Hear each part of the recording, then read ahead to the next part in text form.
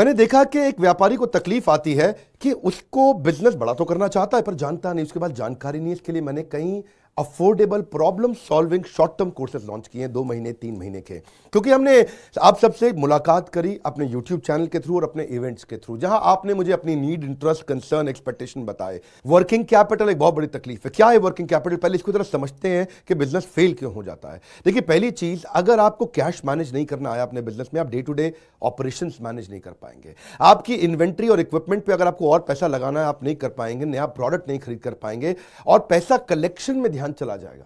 यार पैसा आया नहीं, उधारी चला गया, पैसा कैसे निकाल करके लाऊं, सेल्स कैसे बढ़ानी है, इससे ध्यान हट करके पैसे की कमी पे ध्यान ज़्यादा चला जाएगा। थोड़ा सा भी एक साइक्लिकल या थोड़ा सा भी सीजनल या एक सिचुएशनल इंपैक्ट आया ना आपके बिजनेस पे, एक दर्दनाक मौत के चलते आपका बिजनेस बंद हो जाएगा, पेनफुल डेथ हो जाएगी। कभी कभार एक बड़ी ग्रोथ अपॉर्चुनिटी आती है, लेकिन आपको फाइनेंस हैंडल करना नहीं आया था ठीक ढंग से, उसके कारण एक बड़ी ग्रोथ अपॉर्चुनिटी आप मिस कर जाते हैं। ट्रेड डिस्काउंट्स आपको नहीं मिलते, कैश हाथ में रहना चाहिए। क्या होता है ये वर्किंग कैपिटल का बिजनेस? देखिए, ये ऐसा बिजनेस है, ये एक ऐसी स्ट्रैटेजी अगर आप सीख गए तो पीछे से आने वाले सप्लायर के पैसे पे ही आप बिजनेस कर जाएंगे, आपको अपना पैसा ही नहीं लगाना पड़ेगा।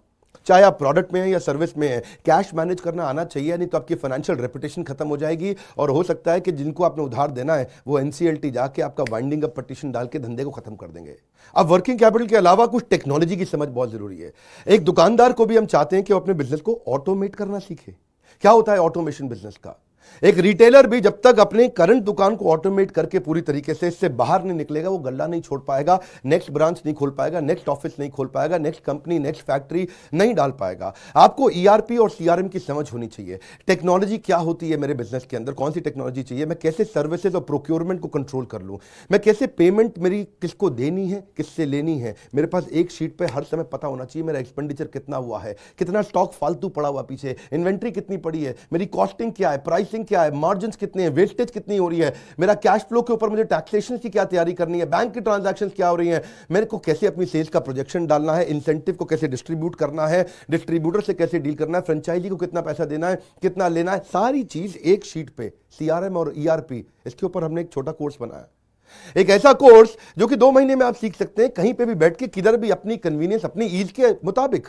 अभी तक मैंने आपको 2 कोर्स समझाए थे, एक वर्किंग कैपिटल और एक ईआरपी और सीआरएम। अब एक और है फाइनेंस फॉर नॉन फाइनेंस। आप में से कई व्यापारी है जिन्होंने चार्टर्ड अकाउंटेंसी नहीं करी है, जो एमबीए नहीं है फाइनेंस के अंदर। और जब आपने एमबीए फाइनेंस पढ़ा ही नहीं, चार्टर्ड अकाउंटेंसी पढ़ी नहीं, तो आपको बेसिक चीजें हैं। देखिए, फाइनेंस के अंदर 3 चीजें आनी जरूरी है।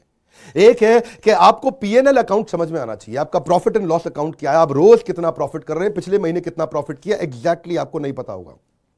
मैं जितने व्यापारियों से मिलता हूं ना, मैं उनसे पूछता हूं एग्जैक्टली पिछले महीने का आना पाई प्रॉफिट मुझको एक लाइन में बता दो कितना था, उनको मालूम नहीं रहता है। दूसरी चीज, बैलेंस शीट समझ में नहीं आती कि बैलेंस शीट बनती कैसे, समझनी कैसे है, उसका मेरी बिजनेस में क्या इंपैक्ट है। और तीसरी चीज, cash flow statement. Profit and loss अलग होता है, कैश फ्लो स्टेटमेंट अलग होता है। कैश फ्लो हो सकता है आपके बुक्स में प्रॉफिट हो लेकिन हाथ में कैश ना हो सकता है आपके हाथ में कैश हो लेकिन बुक्स में प्रॉफिट ना हो। ये दोनों बिल्कुल अलग अलग चीजें हैं। तो आपको profit and loss account, balance sheet और कैश फ्लो स्टेटमेंट, ये तीनों क्या आपको समझनी जरूरी है? अरे हर व्यापारी को समझनी जरूरी है। आपको, आपके लिए हमने इस प्रोग्राम को बनाया जिससे आप अपनी कॉस्ट ऑफ बोरोइंग को समझ सकते हो कि मार्केट से जो पैसा ले रहे हो वो कितने रुपए का पड़ रहा है, उसका बिजनेस पे कितना इंपैक्ट आ रहा है।